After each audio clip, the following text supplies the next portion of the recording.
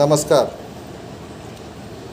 ज्या दिवशी पहिला मेसेज पडला की महाएल्गार बैठक या ठिकाणी होणार आहे, त्या दिवसापासून वादग्रस्त मॅसेज, एकमेकावर दोषारोप, एकमेक हे येणार ते येणार नाही, असं होणार तसं होणार, अशा भविष्यवाण्या जसे आबाळाकडे बघून पाण्याच्या भविष्यवाण्या करतात काही लोक, तशाच पद्धतीनं व्हॉट्सअपवर मॅसेज बघून अनेक भविष्यवाण्या करणाऱ्या लोकांच्या या ठिकाणी काही अपेक्षा पूर्तता झाली, काही लोकांचं अपेक्षाभंग झाला, काही लोकांना स्थान मिळालं, काही लोकांना स्थान मिळालं नाही. अशा अनेक गोष्टी या ठिकाणी घडलेल्या आहेत. आणि काही लोक मिळवून घेऊन गेले काहीतरी, आणि काही लोक खंदीतच बसले. तिथंच कसं आहे, जिथं निघतंय तिथंच खंदून एक ठिकाणी संतुष्ट होऊन पुढच्या कामाला जायला पाहिजे. एका तिथं गुंतून पडण्यात अर्थ नाही. बरोबर आहे का? असो, जाऊ द्या. पण विषय हा आहे, आमदार धस साहेब जे या महाएल्गार बैठकीचे अध्यक्ष होते, त्यांचा सकाळी व्हिडिओ टाकलेला आहे. या कार्यक्रमाचे जे अध्यक्ष होते, उद्घाटक होते, कोळी महासंघाचे अध्यक्ष, विधान परिषदेचे आमदार रमेशदादा पाटील यांनी या महाएल्गार बैठकीमध्ये काय विचार मांडले हे आपण ऐकावं आणि आपल्याला ते माहिती व्हावं आणि भविष्यातही संग्रही राहावं. पुन्हा तुम्हाला जाऊ शकतो. मी सांगितलं, जर आमचा हा प्रश्न सुटायला पाहिजे, हा प्रश्न नाही सुटला, मग मी काय केलं, माझे मित्र आहेत काँग्रेसमध्ये मंत्री महोदय सतीश पाटील, त्यांच्याकडे होम डिपार्टमेंट आहे. त्या होम डिपार्टमेंटला त्यांना सांगितलं की डीजी साहेबांना सांगा ह्याच्यावर कारवाई होते आणि आपण हे करा, कारण आपली मैत्री गेल्या 25 वर्षापासून आहे. तर त्यांनी मला सांगितलं, दादा मला डिटेल्स दे. मी अविनाश कोळीला सांगितलं मला डिटेल्स द्या. अविनाश कोळीने फक्त सांगितलं होतं ना डीजी ऑफिसमध्ये ही फाईल आहे. तुम्हाला सांगतो, अविनाश कोळी मला माहिती मिळाली नाही, परंतु त्या डीजी ऑफिसमध्ये माहिती काढली. त्यांच्या पीएनी ओएसडीने तिथे त्यांनी ओएसडीने फोन केला आणि सांगितलं मला माहिती द्या. सतीश पाटलांनी सांगितलं, जोपर्यंत मी सांगत नाही तोपर्यंत तिथे कारवाई करायची नाही. हा 207 प्रकरण आहे. पण तुम्हाला पण मी आज सांगू इच्छितो, एअरपोर्टवर मी आता उतरलो तेव्हा मला मोठे मोठे फुलगुच्छ घेऊन आलेले मराठवाड्याचे तुमचे नेते मंडळी. मी सांगितलं फुलगुच्छ मला नको आहे, मी फुलगुच्छ तुमच्याकडे घेईन कधी 207 लोकांचे एसआयटी उठवल्यानंतर देईन. आणि कोणी महासंघाने हे चॅलेंज स्वीकारलेलं आहे 207 लोकांचं. आज आम्ही दिल्लीपर्यंत पोहोचतोय. दिल्लीला भाजप सरकार आहे, आम्हाला माहिती आहे. आम्ही अर्जुन मुंडाकडे गेलो त्या दिवशी. अर्जुन मुंडाने सांगितलं की ह्या महाराष्ट्रामध्ये चाललंय काय, सगळे आमदारांचं नाव घेत आहेत, मग आम्ही का जिवंत राहायचं नाही का? डॉक्टर बाबासाहेब आंबेडकरांनी जे घटनेमध्ये दिलेत आम्हाला अधिकार, ते अधिकार तुम्ही द्यायचे नाहीत का? लोकशाही पद्धतीने आम्ही अधिकार मागतोय. डॉक्टर बाबासाहेब आंबेडकरांनी दिलेल्या घटनेचे अधिकार मागतोय. त्या तुमच्या धरून काय आम्ही मागत नाही, की आम्ही तुमच्याकडे मुसलमान मागत नाही. आपलं सरकार पडेल म्हणून ह्या महादेव कोळ्यांना दावणीला बसवलंय, दावणीला लावलेलं आहे. परंतु तुम्ही काय घाबरायची गरज नाही. मला यांनी सांगितलं की 7,000 फायली शासनाकडे गेलेल्या आहेत. कशासाठी? रिजेक्शनसाठी. साहेब म्हणाले शासनाकडे गेलेले आहे. मगाशी हा विषय 207 चा आला, परंतु कायद्याप्रमाणे हे कारवाई करू शकत नाही विश्वास साहेब. त्यांना आता 2000 जुलै 2021 मध्ये जी कोर्टाची ऑर्डर निघाली, कोर्टाची ऑर्डर मिळाली, हायकोर्टाची ऑर्डर निघाली, तुम्ही कोणालाही काढू शकत नाही, रिओपन करू शकत नाही. कोणी कुठल्याही कर्मचाऱ्याला रिओपन, कुठल्याही माणसाला, सिनियर माणसाचं रिओपन करू शकत नाही. अरे कायद्यापेक्षा मोठं कोण आहे हिंदुस्थानामध्ये? जो कायदा बनवला डॉक्टर बाबासाहेब आंबेडकरांनी, त्या कायद्यापेक्षा मोठं कोण आहे? तुम्ही सांगा ना मला. आम्ही कायद्यापेक्षा मोठे आहोत का? मग कायदा मोठा आहे, मग व्हॅलिडिटी कसं देते? कायदा मोठा आहे म्हणून व्हॅलिडिटी देते. आपल्या अनुसूचित जमातीला ही व्हॅलिडिटी कोण करते? कायदा माहीत नाही, जे मुद्दाम करतात. ह्या लोकांना मुद्दाम हे लोक गेल्यानंतर आम्हाला काहीतरी मिळेल, आम्हाला काहीतरी आम्ही श्रीमंत होऊ, गडगडी होऊ असं म्हणतात. अरे तुम्ही त्या आदिवासींच्या टाळवरचं लोणी खाल्लेलं आहे. आज 6,000 कोटीचा आदिवासी नेत्यांमध्ये घोटाळा झालेला आहे. आणि मग काय केलं विश्वास साहेब, ज्यांनी 6,000चा घोटाळा केला ते मंत्री भाजपमध्ये आले, राष्ट्रवादी सोडून कुठे आले, संरक्षणासाठी. आता भाजपने आता कुठे जाणार तुम्ही? आपली कातडी वाचवण्यासाठी ते आदिवासी मंत्री 6,000 कोटीचा त्याचा भ्रष्टाचार केला आणि तिथे आदिवासी भागामध्ये काही नाही. आणि मी का तुम्हाला सांगतो, मी अनुसूचित जमातीमध्ये 12 आमदारापैकी मी एक आमदार आहे. आदिवासी जमातीमध्ये माझी तिथे सिलेक्शन झालेलं आहे आणि त्या ठिकाणी मी जात असतो. आम्ही नाशिकला गेलो, नंदुरबारला गेलो, आता भंडाऱ्याला जाणार, नंतर गडचिरोलीला जाणार. पण त्यांना सांगितलं, एकच आमदार असा ठरवून सांगणारा, बोगस बोगस म्हणू नका, बोगसची व्याख्या सांगा तुम्ही आम्हाला, बोगस म्हणू नका. मग माझ्या पाठोपाठ 2 आमदार जळगावचे, 12 पैकी 2 आमदार जळगावचे आहेत. ते म्हणाले दादा म्हणतात ते बरोबरच आहे, अनुसूचित टोकऱ्याकडून जळगावमध्ये अन्याय झालेला आहे, आम्ही त्या मतदारसंघात येतो, त्यांना न्याय मिळालाच पाहिजे. माझ्या बरोबर उभे राहिले दोघे, माझ्या बरोबर उभे राहिले. ही अनुसूचित जमातीची कमिटी आहे, त्या कमिटीकडे कलेक्टर, कमिशनर आणि सगळे IAS ऑफिसर, BDO पासून सगळे जिल्ह्याचे अधिकारी असतात. आणि त्यांना सांगितलं, मी म्हणालो तुम्ही बोगस कशाला म्हणता आम्हाला? अनुसूचित जमाती कुठे गेल्यानंतर विषय केस करतात. अरे त्या लोकांवर कारवाई केली की नाही? ती बोगस लोक होती, त्यांना काढलंय. ऐका नाही, तुम्ही बोगस म्हणू नका. मी सांगितलं तुम्ही इथे IAS ऑफिसर आहे, पोलीस कमिशनर आहे, ST आहे, सगळे कलेक्टर, सगळे लोक आहेत. तुम्ही मला याची व्याख्या सांगा बोगसची. बोगस कशाला म्हणतात याची व्याख्या सांगा. तुम्ही नसा सांगा तर मी सांगतो बोगसची व्याख्या. कशाला बोगस म्हणतात? तो जर जातीचं सर्टिफिकेट घेतलं कुणाच्या नावाने असं केल्यानंतर बोगस, कुठं त्याला बोगस नाही म्हणतात. अनुसूचितच्या जमातीच्या माणसाने अनुसूचित जमातीचा दाखला घेतला त्याला बोगस नाही म्हणत. आम्ही अनुसूचित आहोत, पावरा अनुसूचित आहे, कातकरी अनुसूचित आहे, महादेवकोळी अनुसूचित आहे, इतर सर्व घटक अनुसूचित आहे. अनुसूचित माणसाने अनुसूचितचा दाखला घेतला बोगस म्हणत नाही. बोगस कोणाला म्हणतात? जर एखाद्या ब्राह्मणाने आमच्या अनुसूचित जमातीचा दाखला घेतला असेल, एखाद्या मराठ्याने अनुसूचित जमातीचा दाखला घेतला असेल, त्याला बोगस म्हणा, आम्हाला बोगस म्हणू नका. आणि ते 2 आमदार माझ्या बरोबर होते. त्याच्यानंतर दुसऱ्या दिवसापासून थोडेसे भाषा त्यांची बदलली, कारण एवढ्या वर्षी हेच चालू होतं. त्या कमिटीमध्ये आपण कोणीच नव्हतं. ते मला वाटतं आपले जळगावचे आमदार होते मागे, चंद्रकांत सोनवणे. सोनवणे साहेबांनी सांगितली कमिटी काय आहे. मी त्यांना विचारलं तुम्ही कमिटीत आहात. अरे होतं लई खतरनाक कमिटी आहे, लई खतरनाक कमिटी, आपल्याला बोलू देत नाही. पण माझ्याकडे पॉईंट होता त्यांचा. 6,000 कोटीचा काय झालं ते सांगा पहिल्यांदा. 6,000 कोटी कोणी खाल्ले ते सांगा पहिल्यांदा. कारण 6,000 कोटी त्यांच्याच नेत्यांनी खाल्लेले, जे राष्ट्रवादीमध्ये चमचे केली, 15 वर्ष मंत्री होते. एक नंदुरबारचा होता आणि एक तिकडचा होता, जो आपल्याला त्रास देतो तो, बरोबर की नाही? हे दोघे जणांनी ते हडप केलेले आहे. आणि त्याच्यात 1,000 ऑफिसर इन्व्हॉल्व, 1,000 ऑफिसर आहे.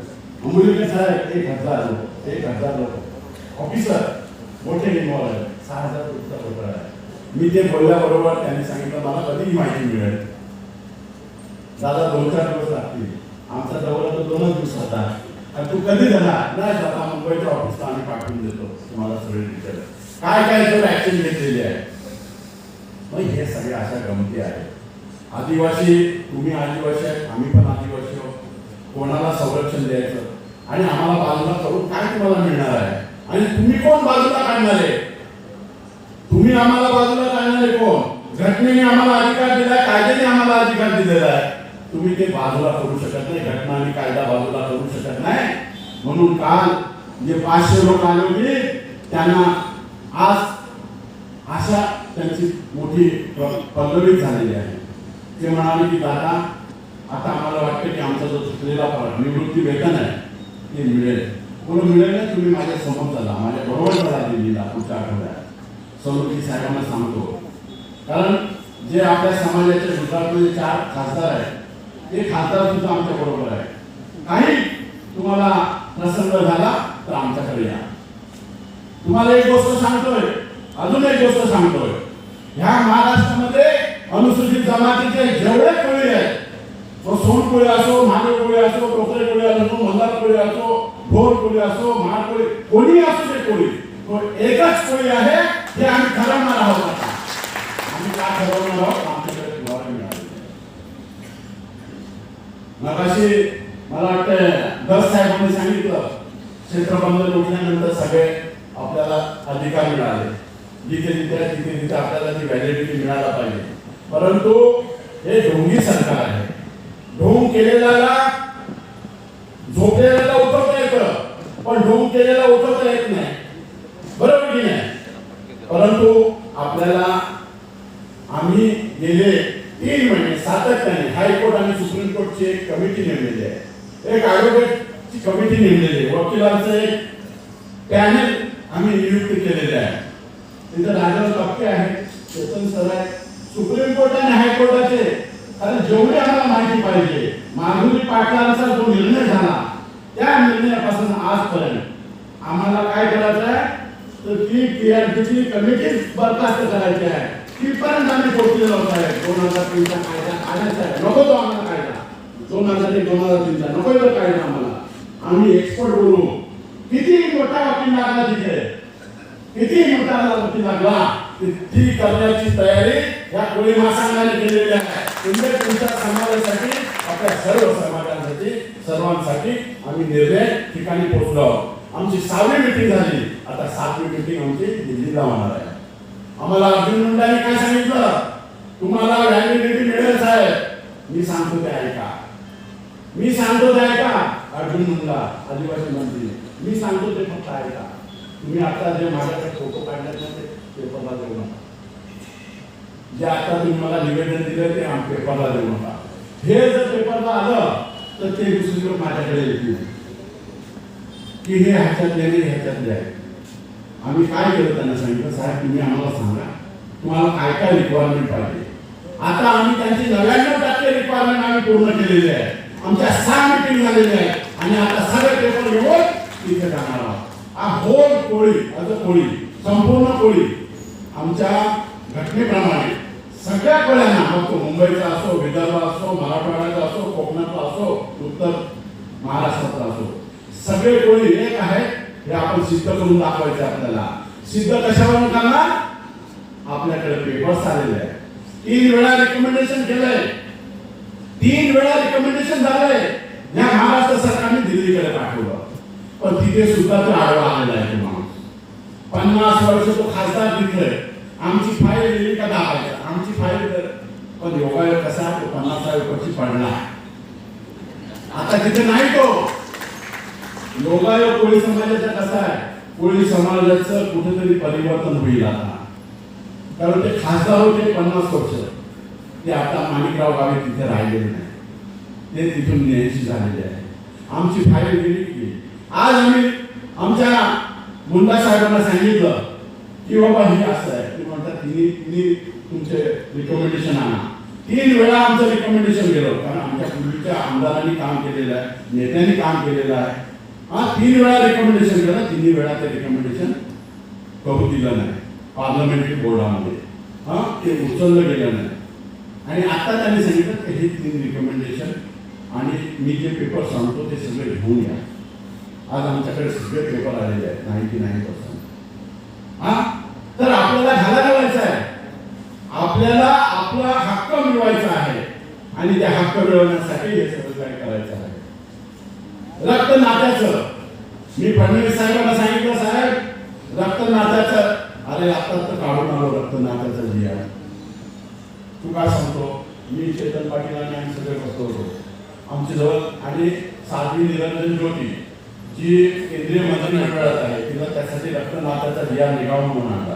त्यांची कॅबिनेट चालली होती आणि आम्ही फडणवीस साहेबांच्या घरात बसलो. फडणवीस साहेब घरात आले. दादा तुमचं काम केलं, जिया निघाला, अनुसूचित जात जमीन सगळं केलेलं, तिथं आपलं वरती हे तिथं आपलं पण नाव होतं. मग खाली जर पाहिलं तर ते आपलं नाव डिलीट झालेलं आहे दुसऱ्या दिवशी जिया निघाल्यानंतर. ही कोणी मिस्टेक केलेली आहे? ती आदिवासी मंत्री तिथे आले. शेवटी कुठल्या सरकारला, कुठल्या नेत्याला आपल्याला न्याय द्यायचा आहे, मनापासून द्यायचं का देखाव्यासाठी द्यायचं आहे, ते त्यांनी ठरवायचं आहे. प्रत्येकाने आपापलं ठरवायचं असतं. मी मुख्यमंत्री झालो, मला DMKला न्याय द्यायचा की नाही, आंबोलीकर सरांना न्याय द्यायचा की नाही, हे मी ठरवणार. वरच्यावर सांगा हा देतो देतो देतो, पण खालून तर परिपत्रक आलं पाहिजे. खालचं परिपत्रक आलं ते पण परिपत्रक बदलून दुसऱ्या तिसऱ्या अविनाश पाहिजे पुढे. ठीक आहे, आज कायदा सगळ्यात श्रेष्ठ आहे, संसद ही सगळ्यात श्रेष्ठ आहे. कायदे कोण बनवतो? संसदेमध्ये. महाराष्ट्राचे कायदे कोण बनवतो? विधिमंडळ आणि विधान परिषद. आणि सेंट्रलमध्ये राज्यसभा आणि लोकसभा हे कायदे बनवतो. आणि कायद्याची अंमलबजावणी कोण करतंय? हायकोर्ट आणि सुप्रीम कोर्ट. आता अंमलबजावणी करणारे श्रेष्ठ आहे, तुम्ही कायदे करणारे पण श्रेष्ठ आहे. तुम्ही सांगा मला, सुप्रीम कोर्टाची ऑर्डर निघाली ते मे महिन्याची, काय ह्यांना सगळ्यांना काढून टाका, आणि त्यांनी जशी ऍक्शन घेतली. परंतु देवेंद्र फडणवीस साहेबांनी सांगितलं की ह्यांना सगळ्यांना काढता येणार नाही, ह्यांना आपल्याला ते काय म्हणतात ते अधिसंख्या पद निर्माण करायला लागतील. मग त्याचं बजेट किती येईल ते बघावं लागेल. फडणवीस साहेबांनी निर्णय घेतला का एकही अनुसूचित जमातीच्या माणसाला तिथे नोकरीवर वंचित होता कामा नये. आपल्याला किती भूदंड पडला, किती पैसे लागले तरी चालतील, परंतु त्यांची नोकरी शाश्वत राहिली पाहिजे, हे फक्त फडणवीस साहेबांनी त्यावेळेस केलं. आणि अनुसूचित ह्याच्यामध्ये टाकलं आपल्याला त्यांनी. आज काय झालं? त्याच्यामध्ये गेलो आपण. मराठवाड्याच्या लोकांचं मत होतं की आम्हाला ते नको आहे, कुठलं ते अधिसंख्यापद. परंतु तिकडच्या पश्चिम महाराष्ट्राच्या 5 जिल्ह्यांचं म्हणणं आम्हाला अधिसंख्यापद पाहिजे, आमचे कर्मचारी मोठ्या प्रमाणात आहेत, आमच्या नोकऱ्या गेल्या तर काय करू? आम्ही घरदार बांधण्यासाठी, लग्न करण्यासाठी आम्ही कर्ज घेतलेलं आहे, आणि जर आमच्या नोकऱ्या गेली तर काय? आम्हाला अधिक संख्या पद निर्माण केल्या ती चालते. आणि ते अधिसंख्या पदावर ते आता आहे. जेवढ्या लोकांना काढलं होतं तेवढ्या लोकांना अधिसंख्या पदावर घेतलं. आज आम्ही तिथे जातो, माझ्या समिती बरोबर नाशिकला जातो, तुमच्या ह्या दुसऱ्या आदिवासी विभागामध्ये जातो, नंदुरबारला जातो. तिथे ते म्हणतात अरे ह्यांना काढलं का? ते सगळ्या ऑफिसरला उभे करतात, कारण त्या कमिटीला पॉवर फार मोठी आहे. मग तो IAS ऑफिसर, कलेक्टर असो, ST असो, सगळ्यांना सांगतात. कलेक्टर ऑफिसमध्ये किती लोक होती अनुसूचित जमातीचे? 15 लोक होती. व्हॅलिडिटी किती लोकांनी दिले? 10 लोकांनी. मग 5 लोकांचं काय केलं? त्यांच्यावर कारवाई केली की नाही? ते ऑफिसर म्हणतात साहेब आम्ही कारवाई नाही केली त्यांच्यावर, अधिसंख्य पदावर ते आहे, आम्हाला कारवाई करता येत नाही, अधिसंख्य पदावर आहे. जर हे अधिसंख्या पद निर्माण केलं नसतं तर आज आपण नेस्ताभूत झालो असतो. कायदा आपल्या बाजूने आहे, पण तो कायदा कसा इम्प्लिमेंट करायचा ह्याची सुव्यवस्था करायला पाहिजे. आणि ती कोळी महासंघाने केले विसरत नाही. समज अविनाश कोळीजी हे सगळं केलेलं आहे. आमच्या 6 राऊंड झालेले आहे. 7व्या राऊंडला तुम्ही या मराठवाड्याचे प्रतिनिधी पाहिजेत ना मला. आपले धडेसर येत आहेत, धडेसर 5व्या राऊंड पर्यंत आले, 6व्या राऊंडला आले नाही, कारण धडेसरांना संपूर्ण इतंभूत माहिती आहे की काय चाललंय. कोविडच्या ह्याच्यामुळे ते आले नाही. कोविडच्या ठीक आहे, सोयाबीन मुळाले तुम्हाला आम्ही आमंत्रित करतो. काय तिथली परिस्थिती आहे आणि आपण कुठल्या स्टेजला चाललेलो आहोत हे सगळं समजेल आपल्याला. विसेवड साहेब तुम्ही फार मोठे प्रयत्न केले. अविनाश कोळीजी तुम्ही BJP साठी केलं आणि काँग्रेससाठी केलं, सगळे आपल्या पक्षासाठी करत असतात. पण आपलं काय? आपण आहोत तिथेच आहोत. किती रक्ताचं पाणी केलं तुम्ही ह्या पक्षांसाठी? या पार्ट्यांसाठी, बरोबर की नाही? कुठेतरी न्याय मिळाला पाहिजे, कुठेतरी विचार व्हायला पाहिजे. आज तुम्हाला दाबून धरत आहे. अरे आम्हाला दाबा, पण आमचा अनुसूचित जमातीचा जातीचा दाखला आणि व्हॅलिडिटी द्या. पण ते पण नाही काय, हे पण नाही काय, मग किती सहन करायचं? आज आपले दिवस चांगले आलेले आहेत, विसरवाडची चांगले दिवस आलेले आहेत, चांगले निर्णय होते. फ्युचरमध्ये काही चिंता करायची गरज नाही. न्यायालय आपल्या बाजूने आहे, आपल्याकडे सगळे पुरावे आहेत. न्यायालय आपल्या बाजूने आहे, काही चिंता करायची नाही. फक्त आता दस साहेबांनी सांगितलं की आपल्याला लॉंग मार्च काढायचा आहे, लॉंग मार्च काढायचा आहे. लॉंग मार्च काढायलाच पाहिजे. आपली जी शक्ती आहे अनुसूचित जमातीची महाराष्ट्रात दिसायला पाहिजे. ही शक्ती आपण प्रदर्शित करायला पाहिजे. आपण एकदा दोनदा केल्या, पण आता तिसऱ्यांदा परत करूया आणि जोराने करूया. जोराने करायचं. तुम्ही इकडनं या, आम्ही तिकडनं येतो आणि मुंबईत सगळे तुमची व्यवस्था केली जाईल. तुम्ही काय चिंता करायची नाही. जेवढे दिवस तुम्ही मुंबईला आला तेवढे आम्ही सेवा करू. हे आमचं भाग्य समजू आम्ही की आमचा बंधू पाहुणा आलेला आहे आमच्या घरी, त्याची सेवा करायची आज संधी मिळेल आम्हाला. कारण पाहुणा हा देवाच्या रूपाने येत असतो. तुम्ही या, काही चिंता करू नका. दस साहेबांच्या अध्यक्षतेखाली आपण कमिटी नेमू. विसरवाड साहेबांनी सांगितलं त्यांच्या अध्यक्ष कमिटी नेमू. पण आमचा संपूर्ण पाठिंबा राहील. संपूर्ण मुंबईचा, महाराष्ट्राचा, आपल्या पश्चिम महाराष्ट्राचा सगळ्यांचा पाठिंबा राहील.